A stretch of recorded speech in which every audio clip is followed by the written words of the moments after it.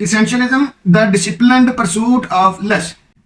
आज हम इल्म की बातें में इस किताब का पार्ट नंबर 2 डिस्कस कर रहे हैं। राइटर कहता है कि अगर आपको अपने काम की स्पीड को 2 गुना करना है यानी बढ़ाना है तो फिर आपको सोचो विचार और साइलेंस से काम लेना होगा। इसी तरह 2014 यानी 2014 की रिसर्च साबित करती है कि silence activates our brains DMN। ये DMN क्या है इसको आज हम समझेंगे। आखिरी बात, साइलेंस और सोचो विचार के बारे में HBR हार्वर्ड बिजनेस रिव्यू ने भी अपनी तहकीक शाया की थी। आज हम HBR की इस तहकीक पर भी बात करेंगे। बिस्मिल्लाहिर्रहमानिर्रहीम। साथियों, आप देख रहे हैं इल्म की बातें और आज हम डिस्कस कर रहे हैं essentialism the disciplined pursuit of less. आज हम इसका पार्ट 2 डिस्कस कर रहे हैं और इस किताब के पार्ट 2 पे आज हमारा दूसरा दिन है। बेसिकली हमारा मतम नज़र ये है कि हम इसेंशियलिज्म यानी ये जो किताब है इस किताब के ज़रिए अपने काम की स्पीड को 2 गुना 3 गुना 4 गुना कैसे कर सकते हैं, यानी काम की स्पीड को बढ़ा कैसे सकते हैं। तो हम पीछे कई टेक्निक्स बात कर रहे हैं उनके ऊपर। आज हम बात कर रहे हैं कि अगर हमने अपने काम की स्पीड को बढ़ाना है तो हमें साइलेंस यानी खामोशी का सहारा लेना पड़ेगा और हमें सोचो विचार करना पड़ेगा। ठीक, तो यहाँ पे हम आइंस्टाइन साहब की एक कोटेशन को कोट करते हैं। उन्होंने बड़ी अच्छी बात कही है। वो कहते हैं the monotony and solitude of a quite life stimulate the creative mind. ठीक, यानी मोनोटनी एंड सॉलिट्यूड, मोनोटनी आ जाना होना और सॉलिट्यूड यानी अकेले इकलापे में रहना, तन्हा तन्हा रहना, ये क्या करते हैं कि ये आपकी जो लाइफ होती है ना उसके जो स्टिमुलेट, उसे क्रिएटिव माइंड को स्टिमुलेट करता है, तख्लीकी माइंड को बढ़ाती है। यानी तन्हाई यानी सॉलिट्यूड यानी तफक्कुर, अकेले में बैठ के गौर व फिक्र करना, सोचो विचार करना, ये बहुत कमाल है। इसी तरह 2017 में भी एक ऐसी ही रिसर्च आई थी। 2017 में एक रिसर्च पब्लिश हुई थी साइंस डायरेक्ट में। उसमें कहा गया कि 2 चीज़ें जो है ना वो बड़ी कमाल हैं, यानी एक माइंडफुलनेस और दूसरा क्वाइट रिफ्लेक्शन यानी तदब्बुर करना, अकेले में खामोश होके सोचो विचार करना। ठीक, ये दोनों चीज़ें अगर आपके पास हैं तो फिर आप क्या कर सकते हो, आप you can improve decision making. ठीक, यानी अगर आपके पास माइंडफुलनेस है और आपके पास क्वाइट रिफ्लेक्शन है, यानी आप किसी तरह कोने में बैठ के, अकेले कोने में बैठ के आप खामोशी से अपना काम पर सोच विचार कर सकते हैं, तो फिर आपकी डिसीजन मेकिंग बेहतर हो जाएगी। दूसरी बात, आपके इमोशनल रेगुलेशन है वो इन्हांस हो जाएगी, यानी आप इमोशनली स्ट्रेंथन हो जाएंगे। और तीसरी बात, लॉजिकल थिंकिंग आपकी बेहतरीन हो जाएगी, यानी जो आप एनालिटिकली लॉजिकली सोचते हैं, यानी नफ़ा और नुकसान की सोच का तजिया आपका बाकमाल आला हो जाएगा। ठीक, 2 बातें हो गई। इसी तरह साथियों एक और रिसर्च आई थी 2014 में, 2014 में, उसने DMN की बात की थी। DMN क्या है? वो कहते हैं कि silence activates our brains DMN। DMN से मुराद हो गया डिफॉल्ट मोड नेटवर्क, यानी हमारे माइंड का जो डिफॉल्ट मोड है ना, यानी जो सबसे ज़रूरी।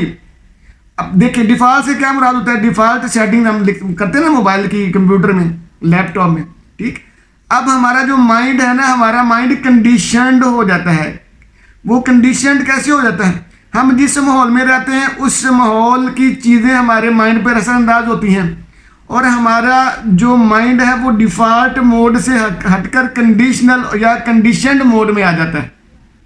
ठीक, अगर देखो एक नेगेटिविटी वाला माहौल होगा तो हमारे माइंड में नेगेटिविटी भरना शुरू हो जाएगी। अगर जेलसी वाली कंडीशन माइंड को मिलेंगी तो हमारा माइंड कंडीशन हो जाएगा जेलसी के लिहाज से। अगर हमें पॉजिटिविटी वाली कंडीशंस मिलेंगी हमारे माइंड को तो हमारा माइंड पॉजिटिवली डिज़ाइन होना शुरू हो जाएगा, ऑर्गेनाइज होना शुरू हो जाएगा।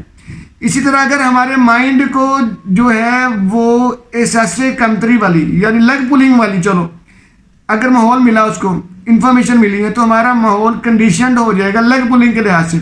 वो हर काम को हुक कम और क्रुक ज़्यादा करेगा, यानी हुक और क्रुक यानी जायज़ और नाजायज़ अंदाज से काम करना शुरू हो जाएगा। ठीक, तो राइटर रिपोर्ट ये कहती है 2014 की कि silence activates our brains DMN, यानी हमारा जो डिफ़ॉल्ट मोड ऑफ नेटवर्क होता है ना वो एक्टिवेट हो जाएगा। डिफ़ॉल्ट हमारा माइंड क्या है? डिफ़ॉल्ट माइंड हमारा पॉजिटिव है। कैसे बना? डिफ़ॉल्ट मोड हमारा पॉजिटिव इसलिए है कि जो चीज़ अनकंडीशनल होगी ना, प्योर होगी। जब आपका माइंड, आपने किसी बच्चे का माइंड देखा, अल्लाह ताला ने फरमाया ना कि हर बच्चा इस्लाम की या खुदा की फितरत पे पैदा होता है। तो जो बच्चा खुदा की या इस्लाम की फितरत पे पैदा हुआ तो उसका मतलब है कि वो डिफ़ॉल्ट मोड का वाला माइंड है उसका। अभी उसका मोड जो माइंड है वो डिफ़ॉल्ट मोड पे है, अभी कंडीशन उसको नहीं दी गई। उसको भी पाकिस्तानी माहौल नहीं दिया गया उस दिमाग को, उस बच्चे के दिमाग को। चाइनीज़ माहौल नहीं दिया गया, रशियन माहौल नहीं दिया गया, इंडियन माहौल नहीं दिया गया, अमेरिकन और इंग्लैंड वाला कल्चर नहीं दिया गया। अभी वो अनकंडीशनल है, अभी वो डिफ़ॉल्ट मोड पे है, अभी वो तरक्की करने वाले मोड पे है। लेकिन हम जिस माहौल में उसको रखते हैं वो उसकी कंडीशन होना शुरू हो जाती है, उसकी कंडीशनिंग स्टार्ट हो जाती है। उससे क्या होता है? उससे माइंड डिफ़ॉल्ट मोड से हटता है और फिर कंडीशनल या कंडीशनिंग में आ जाता है। तो उसका क्या हल है? उन्होंने कहा कि साइलेंस एक्टिवेट ब्रेन्स DMN। ठीक, तो इसलिए हमें एक बात आज यहाँ से भी समझ आ गई, 2014 की जो रिसर्च से हमें बात समझ आ गई कि हमें साइलेंस में रहना चाहिए, खामोशी। इस्लाम ने कहा कि खामोशी एक इबादत भी है। ठीक है, खामोश रहना भी एक इबादत है और खामोशी के तो बड़े फ़ायदे हैं। ख़ास तौर पे जो लोग बिजनेस में हैं, जो लोग अपना काम करते हैं, जो लोग कारोबारी हैं, ताजर पेशा हैं, उन लोगों के लिए खामोशी तो बहुत ज़रूरी है, बहुत आला है। क्योंकि कहते हैं कि जो बंदा बोलता है वो अपने राज उगलता है, तो कारोबार में राज तो बहुत ज़रूरी है। ठीक जी, आगे आखिरी बात हम कर रहे हैं HBR की, Harvard business review. Harvard business review वालों ने भी 2018 में एक रिपोर्ट शाया की। उनका कहना यह था कि quite reflection gives mental clarity. जो खामोशी के साथ आप बैठ के सोच विचार करते हो ना, इससे आपके माइंड को क्लैरिटी मिलती है। Clarity of mind means success, clarity of mind means speed of work, clarity of mind means कामयाबी। ठीक है ना? तो वो कहता है अगर आपको क्लैरिटी ऑफ माइंड चाहिए तो फिर आपको साइलेंस को प्रैक्टिस करना पड़ेगा, फिर आपको रिफ्लेक्शन यानी साइलेंट रिफ्लेक्शन करना पड़ेगी, गौर तदब्बर, गौर फिक्र करना पड़ेगा किसी अकेले कोने में बैठ के, तन्हा बैठ के। ठीक, तो साथियों ये 3 बातें जो आज हमने की, इनका अब प्रैक्टिकल वे भी, टू डूज हम डिस्कस कर लेते हैं कि इनको कैसे अप्लाई करना है। तो पहला आ गया जी, कहते हैं कि डेली मेडिटेशन।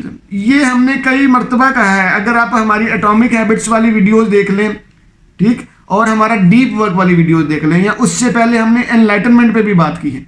अगर आप ये 2 टॉपिक्स पे, 2 किताबों पे अगर आप वीडियोस हमारी देख लेना तो आपको ये समझ आ जाएगी कि जो मेडिटेशन है, हमने बताया था कि ये बहुत ज़रूरी है, लेकिन ये आम तरीक़ों से सीखी नहीं जा सकनी। इसके लिए बाकायदा सर्टिफिकेशन कर लें, बाकायदा को मेडिटेशन के लिए कोई बंदा ढूंढ लें, कोई टीचर को ढूंढ लें।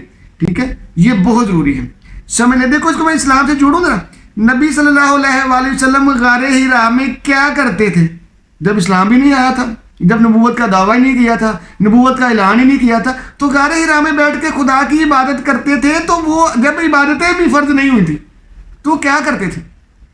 ठीक है ना। तो आज का जो रिसर्च वर्क ये बताता है कि नबी सल्लल्लाहु अलैहि वसल्लम वहाँ पे बैठ के गौर व फिक्र करते थे, तदब्बुर करते थे, कंटेम्पलेशन करते थे, सोचते थे, खामोशी में रहकर कोने कुदरे में गार में बैठ के जाके सोचते थे, है ना। तो ये आ गया मेडिटेशन। नबी सल्लल्लाहु अलैहि वसल्लम मेडिटेट करते थे। तो भाई मेडिटेशन बहुत ज़रूरी है, लेकिन मेडिटेशन क्या जो हमारे पास तरीके हैं ना वो नहीं, इसको बाकायदा सर्टिफिकेशन के जरिए बाकायदा किसी अथेंटिक बंदे से सीखें, वरना जिगजैग आपकी सोचें चलती रहेंगी। ठीक है। अगली बात कहते हैं जर्नलिंग। अगला करने वाला काम आपका ये है कि जर्नलिंग आपने लिख लिख कर सोचना है। ये दो अंदाज बहुत कमाल हैं। पहला लिख लिख कर सोचना, दूसरा बोल बोल कर बातें कर कर के सोचना। जो लोग लिख लिख कर सोचते हैं वो लोग कामयाब होते हैं, जल्दी कामयाबी होते हैं, वो ज्यादा कामयाब होते हैं। अच्छा, ये लिख लिख कर सोचना बहुत जरूरी है। ये हमारी मॉडर्न साइकोलॉजी भी ये कहती है कि अगर आपको कोई मसला है, कोई परेशानी है और आप वो परेशानी इतनी सेंसिटिव है और इतनी पर्सनल है कि आप उसको बता नहीं सकते, तो कहते कोई बात नहीं, आप उसको सारी को लिखें, लिखने के बाद डिटेल में उसको एक दो मरतबा पढ़ें उसके हल, और उसको काट छांट करके या उसको जला दें या उसको ज़ाया कर दें। ठीक है भाई। बहुत सारी ज़िंदगी में चीज़ें ऐसी आ जाती हैं कि जो किसी से शेयर करने वाली नहीं होती, राज होते हैं ज़िंदगी के, ठीक है, कारोबार के। तो फिर कहते हैं आप उनको सारे को लिखो डिटेल में। मॉडर्न साइकोलॉजी कहती है लिखो, उनके परेशानियां लिखो, उनसे जुड़े हर मामलात को लिखो। लिखने के बाद तमाम मामलात को सलूशन लिखने के बाद एक दो मरतबा पढ़ने के बाद उसको ऐसे काट के जला दो या जला के उसको ज़ाया कर दो। ठीक, यानी लिख लिख कर सोचना बड़ा ज़रूरी है। ठीक। तीसरी बात आ गई थी शेड्यूल्ड क्वाइट टाइम। ये भी नबी सल्लल्लाहु अलैहि वसल्लम से सीखते हैं। नबी सल्लल्लाहु अलैहि वसल्लम गारे हिरा का वाक़या फिर दोबारा मैं यहाँ पे कोट कर रहा हूँ, वो शेड्यूल्ड टाइम था उनका। हमें भी शेड्यूल्ड रखना है अपनी खामोशी को, खामोश बैठना है कोने खुदरे में। इस्लाम में तो बड़ी बातें की हैं। हमारे यहाँ अब मॉडर्न जो है बुक्स आ रही हैं 5 AM क्लब, तो हमें तो ये कहा जाता है कि सलातो खैरुम मिनन नौम, नींद से बेहतर है, और ये 5 AM से पहले की बातें हैं। नबी सल्लल्लाहु अलैहि वसल्लम तहज्जुद पढ़ा करते थे। वाह वाह वाह वाह, तहज्जुद की नमाज, यानी इकलापे में, अकेले में रहना, तनाई में। ठीक है ना।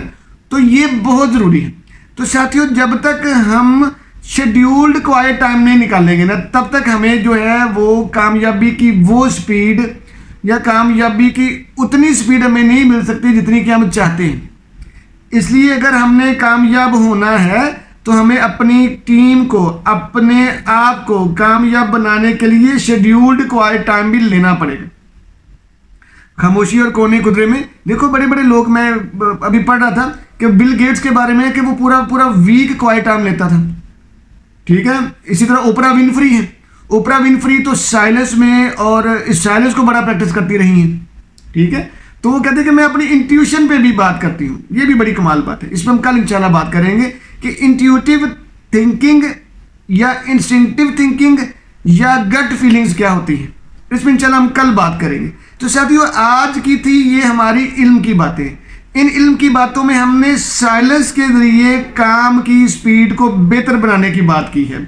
इसेंशियलिज्म the disciplined pursuit of less में पार्ट 2 में यही बात कही गई है कि साइलेंस को प्रैक्टिस करें, खामोशी पे काम करें, खामोशी के जरिए काम करें, खामोशी को प्रैक्टिस करें, खामोशी के फायदे लें, खामोशी को एंजॉय करें, खामोशी के जरिए अपने कामयाबी को और अपनी कामयाबी की स्पीड को बढ़ाएं। जी जज़ाकल्लाह जी।